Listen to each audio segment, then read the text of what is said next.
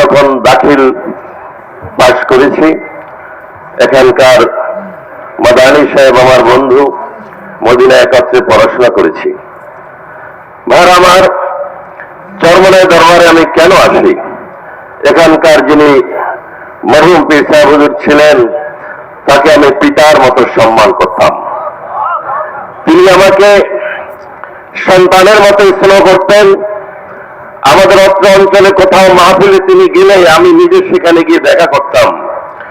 উনিও আবার আমাদের দরবারে এসে একটু চা খেয়ে বিদায় হতেন। ওনার ইন্তেকালের পরে ওনার সন্তানদেরকে ওনার মুজাসসাম নমুনা হিসেবে পেয়েছি।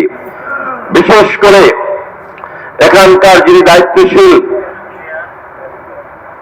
আমাদের ইসলামী আন্দোলনের সম্মানিত আমির, ওনার যে ভদ্রতা, যোগ্যতা, দক্ষতা, আন্তরিকতা সব মিলিয়ে ওনার নেতৃত্বের যে যোগ্যতা, সেই যোগ্যতাই আমাকে ওনার কাছে টেনে নিয়ে এসেছে।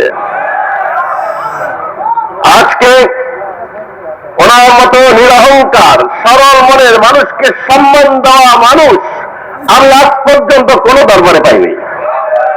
ভাইরা আমার, ওনার যোগ্যতার বলেই আজকে দেখেন সমস্ত রাজনৈতিক দলগুলো দলে দলে ওনার কাছে চলে এসেছে।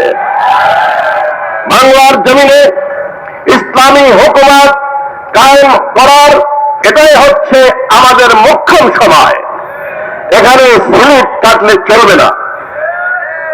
অতএব ভাইরা আমার, আমি আপনাদের কাছে দেখতে চাই যে আজকে মোক্ষম সময় আল্লাহর দ্বীন আল্লাহর জমিনে কায়েম করার জন্য আপনারা শুধু ভোটার নয়, কর্মী হিসাবে, নেতা হিসাবে জান এবং মালের কোরবানি দিয়ে কে কে পীর সাহেব হুজুরের পিছনে থাকতে রাজি আছেন?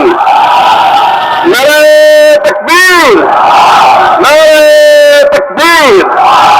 ভাইরা আমার, আমরা দেখি চরমনাই হুজুর কোথাও গেলে লাখ লাখ মানুষ জমা হয়ে যায়, কিন্তু ভোটের সময় দেখা যায় না। ভোটের সময় তখন মামু এবং খালু খুঁজেন আপনারা, আমরা কিন্তু সেটা দেখি নাই।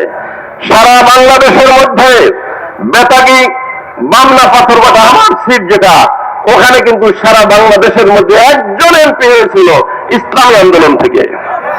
আজকে অত্যন্ত সুখের বিষয়, সেখানে একজন প্রার্থী দিয়েছেন মুফতি মাওলানা মিজানুর রহমান, আমার অত্যন্ত স্নেহভাজন।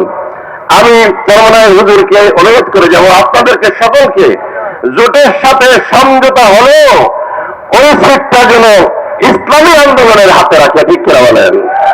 ওই সিটটা যেন জোটকে দেওয়া না হয়। বেতাগী, বামনা, পাথরঘাটা আন্দোলন দেখিয়ে দিবে সারা বাংলাদেশের মধ্যে ইনশাআল্লাহ আলোড়ন সৃষ্টি করবে। ভাইরা আমার, অনেক কথা ছিল, আমি শেষ করলাম। আমার জন্য দোয়া করবেন। আল্লাহ যেন জীবনের শেষ মুহূর্ত পর্যন্ত প্রতিটা রক্তবিন্দু যেন ইসলামের জন্য কোরবানি দেওয়ার জন্য আল্লাহ তৌফিক দান করে। আসসালামু আলাইকুম ওয়া রাহমাতুল্লাহ।